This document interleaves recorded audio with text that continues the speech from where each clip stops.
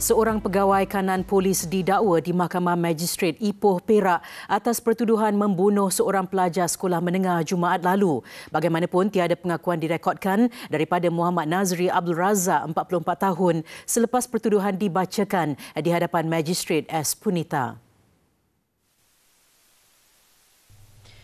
Terdahulu, tertuduh berbaju putih dan berseluar hitam memasuki mahkamah dengan kepalanya ditutup dengan kain. Suspek yang berpangkat Deputy Superintendent DSP didakwa melakukan kesalahan membunuh dengan menyebabkan kematian terhadap Muhammad Zaharif Effendi Muhammad Zamri, 17 tahun. Kejadian dilaporkan berlaku berhampiran Sekolah Menengah Kebangsaan Jati, Ipoh, Perak antara 12.05 tengah hari hingga 12.40 tengah hari 15 Disember lalu.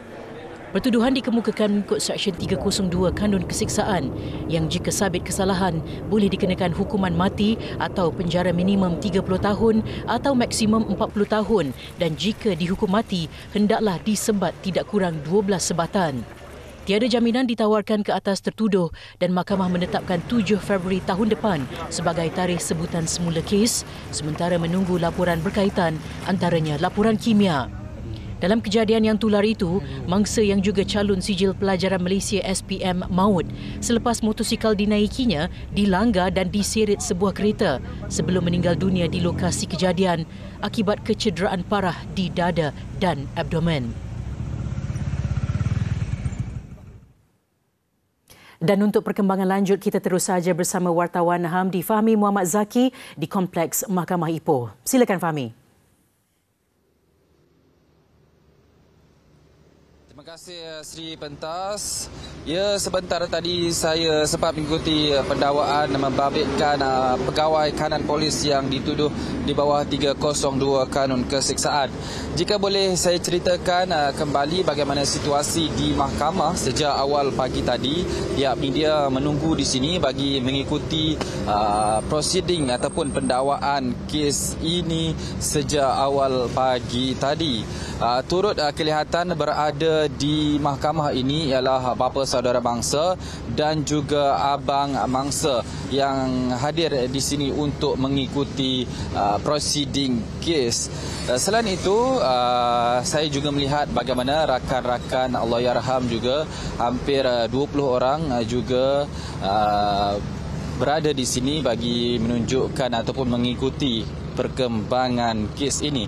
Bagaimanapun kami pihak media yang berada di sini sejak mungkin jam 7.30 pagi tadi tidak mengetahui dengan jelas bagaimana pergerakan masuk suspek yang dibawa oleh pihak berkuasa untuk memasuki perkarangan Mahkamah Magistrate Ipoh ini. Sehingga kami dimaklumkan bahawa pada jam 9 pagi tadi bahawa suspek telah pun berada di dalam mahkamah dan memasuki bilik bicara untuk menghadapi pendakwaan yang berlangsung pada jam 9 pagi tadi. Selepas pendakwaan kira-kira setengah jam, suspek kemudiannya dibawa keluar.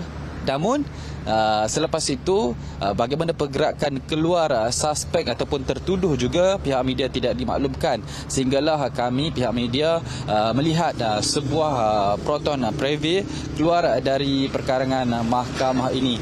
Ia yang mana dipercayai tertuduh dibawa dengan menaiki kereta terbabit.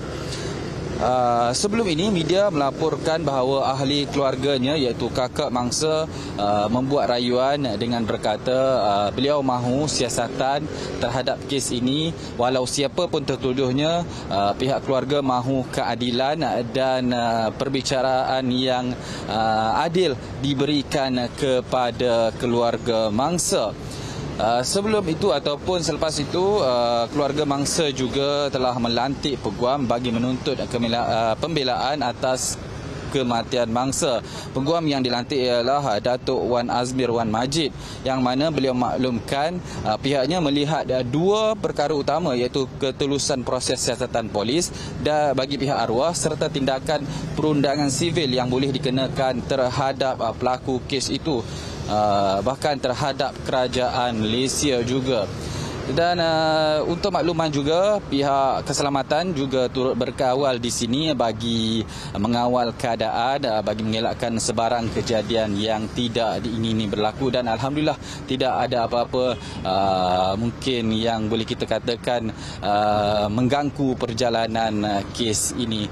Saya fikir ini sahaja perkembangan saya dari Ipoh. Kembali ke Sri Pentas.